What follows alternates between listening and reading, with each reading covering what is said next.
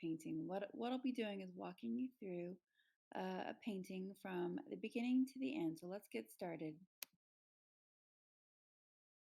So what I like to do first is gesso my canvas. It adds a little texture. I have a big tub of black gesso, as you can see, and I cover the canvas completely. I use a bigger brush. This is about a 24, I believe, by 30 canvas, kind of a medium size. And I also like to use a thicker it's called a gallery wrap canvas. It has a wider edge. And so I'm gessoing the sides as well. And once I finish the whole thing, I allow it to dry. This one I actually dried overnight. You can give it, a couple hours. You can even start on it a little wet, but I find that to be frustrating sometimes. So usually it's good to let it dry completely.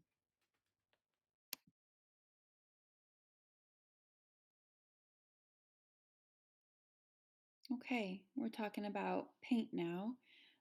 I listed the paint that I have on my palette there on the side.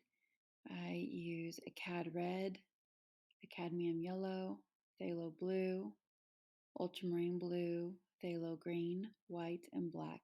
And with all of those, you don't need to have every paint color that there is known to man. You can just have those paint colors, and you'll find that you can mix so many other great colors with just those few colors.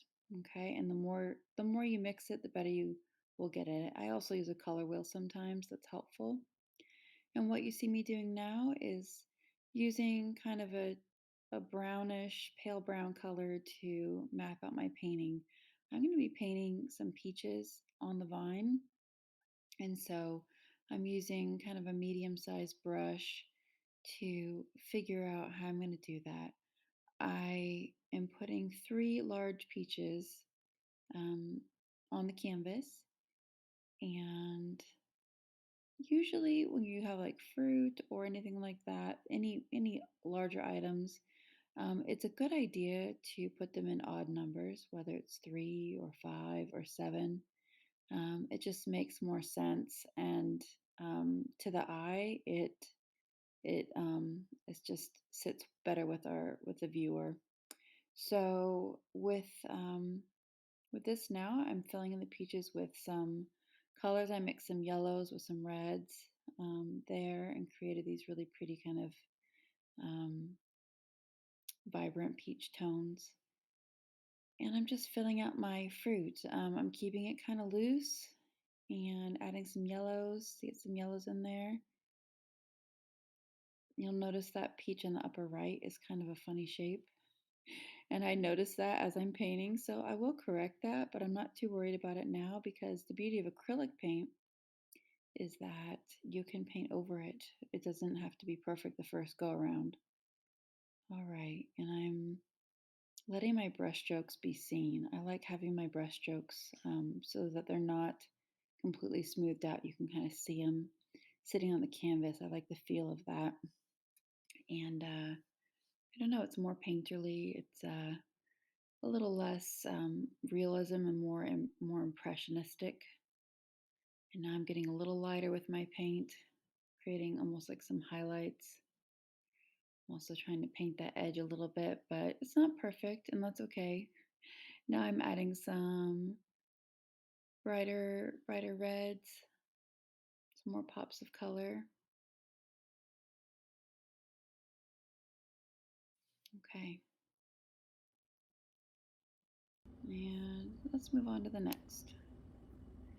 In this next segment, I'm going to start putting my leaves in. And leaves are really fun. They're one of my favorite things to paint because they're organic. They don't all have to be the same, right? They don't have to be this perfect, ovally shaped. They can be all kinds of things. And so they're for me they're quick and easy to paint. And I'll mix all different kinds of colors to get different shades of green. I find it's better to mix your green than using it straight out of the tube. So I'll mix my yellow and my blue together, or different blues, my phthalo blue and my ultramarine blue, and I will take a little of that phthalo green and maybe mix it with yellow, or even a little bit of black to get a darker green. And I've got my leaves in all different shapes and sizes, some bigger, some littler. And you'll notice I haven't really done much to the background yet. And this is a technique that I use where I kind of put it in last. So now that I'm just about done with my leaves, I'm going to tackle my background. And I'm coming over that green tone with a little more of a yellowy green to add a little bit of highlight, dimension, variety. Not all of them are getting the yellow touch, but several are. I'm still using that same size brush. I don't need to go smaller. I just use it different ways. I'll use the flat side, I'll use the narrower side, depending on the brush stroke.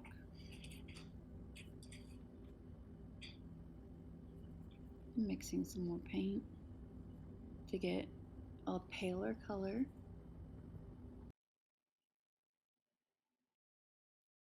Okay.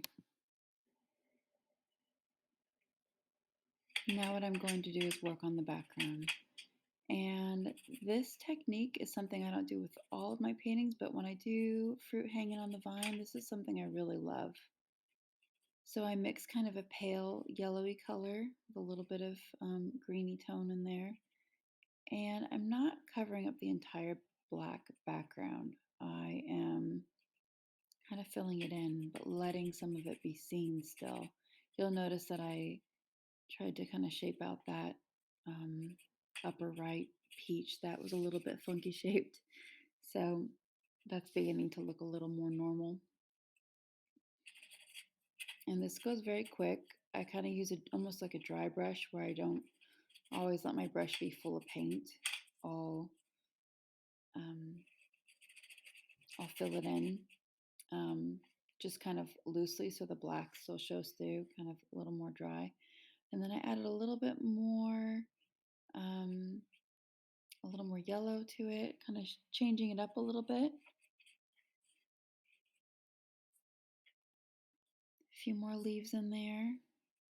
And as you paint, you can go back to things. My peaches aren't quite done, my leaves aren't quite done, and I'm going back to them as I kind of see what this whole composition needs.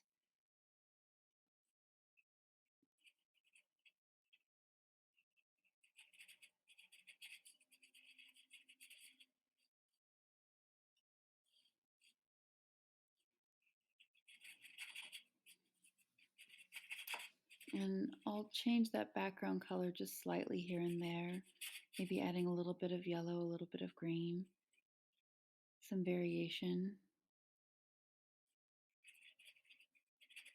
and just kind of filling it all in. Mhm.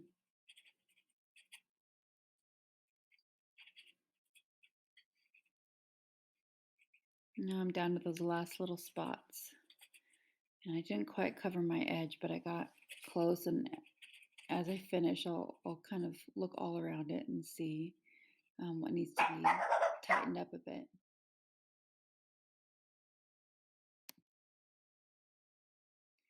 And lastly, I ask myself that question: what does the painting still need?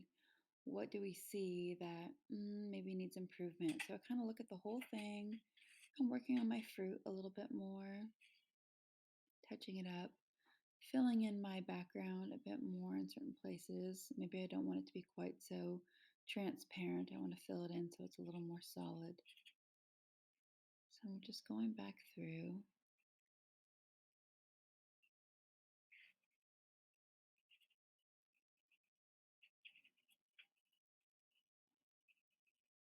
Again, I've used that same brush the whole time. It's about a 1 inch, maybe 3/4 inch brush.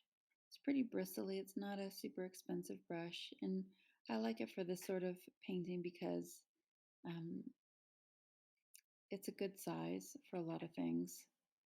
And I kind of like that the brush strokes are seen. It's not a real smooth brush. I'm going back in and putting a little bit like almost like those little mini peaches that are hiding in the distance. They're just kind of a gesture of a peach. It doesn't have any detail, but it's there to spread out that color throughout the painting and incorporate it.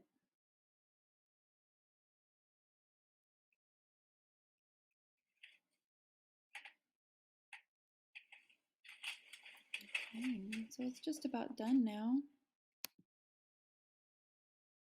So here's the finished painting. I went back and just did a bit more. I worked on the stems a little and gave the leaves a little more color. I filled in that background tone a little more, as you can see, but you can see that the brush strokes are still really evident. So think about your brush strokes when you're painting and what directions you're going with them. And remember, painting is a process. It takes time to develop and improve like anything else. So let me know if you have questions or comments. This is the first time I've done this, so hopefully I'll get better at it. But feel free to follow me for more painting. I plan to make more of these, and I appreciate your feedback. If you want to see more of my artwork, you can visit my website at wendymichelledavis.com. Thank you.